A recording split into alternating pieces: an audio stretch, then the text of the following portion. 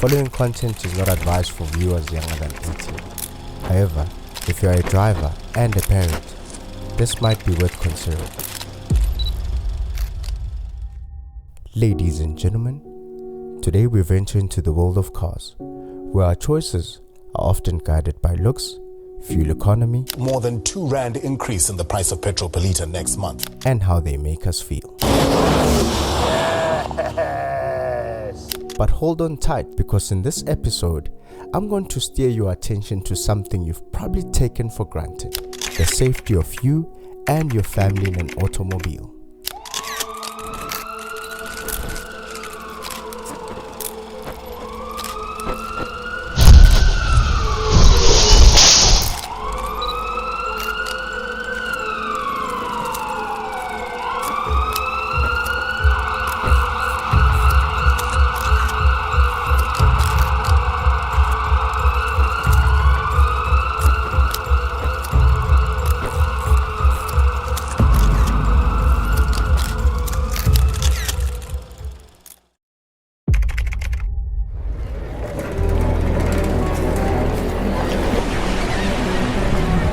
Back in the late 1880s, when the first automobile hit the scene, safety wasn't exactly top of mind for the likes of Carl Benz.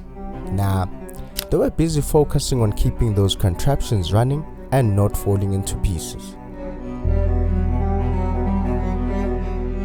Take a gander at this beauty. This is the Benz patent motor wagon. It's like a bench on wheels with an engine attached to it, and honestly, it's hard to imagine that this thing had any safety features at all. By the early 1900s, the wealthy folks were swapping their horse carriages for cars. But safety? Well, it was more like an afterthought, I tell you. Some of these early cars did have brakes, but they were basically sticks that pushed against the wheels. And those lights, they were weaker than the flashlight on your smartphone. Can you believe that? But fret not, my fellow petrol heads. Things took a turn for the better. Governments, charity organizations, and car manufacturers joined forces to enhance vehicle safety worldwide, and it was about time.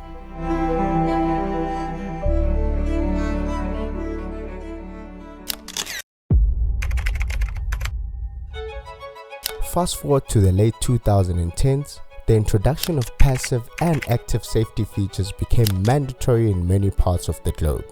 Passive safety systems like the seat belt and airbags help reduce the impact of the crash.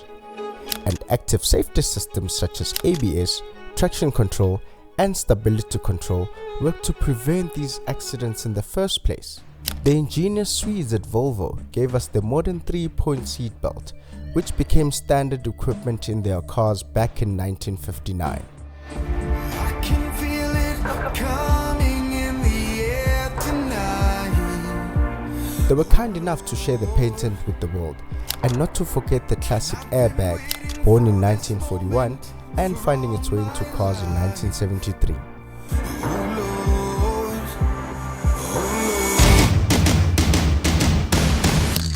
Now, active safety systems like ABS have been around since the 60s, but it wasn't until 2013 that they were mandatory in all cars. In 2014, Europe decided to make electronic stability control (ESC) a must in all cars as well. But here's the thing that caught my attention. Sister Bettina! Alright. Why are cars in South Africa different from the ones that are sold internationally? And what are their minimum vehicle safety regulations, you may ask? Well, hold your breath, because the South African Bureau of Standards, or the SABS, is in charge of maintaining over 6,500 national standards, ensuring fridges, cell phones, and even cars are safe to use. According to the SABS, the minimum vehicle safety regulations in South Africa are just lights, steering, seat belt, and brakes. Can you believe that? Our standards are far too low. My biggest bugbear at this point in time is that some of our minimum requirements are very low. The vehicles that are out there in the market that are performing badly meet the minimum requirements that have been set up in this market. It sounds like 65% of South Africans are driving coffins on wheels.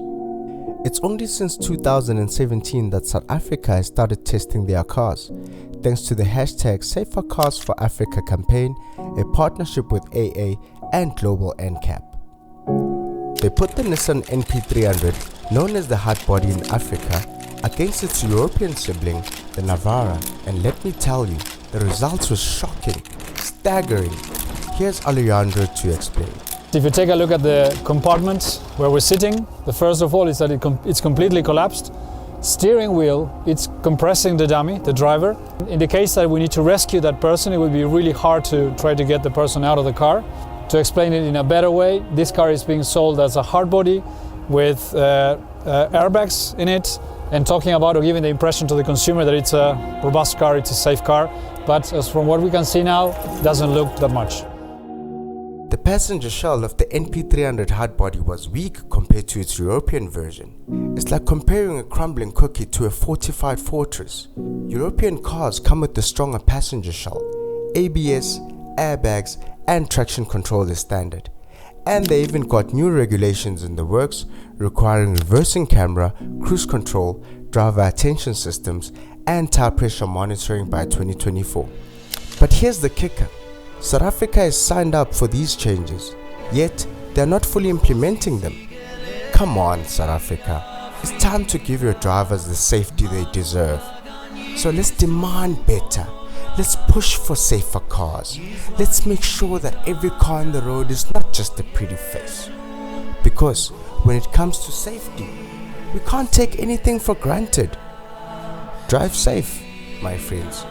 If you enjoyed more content like this, please drop a follow and a comment. Cheers.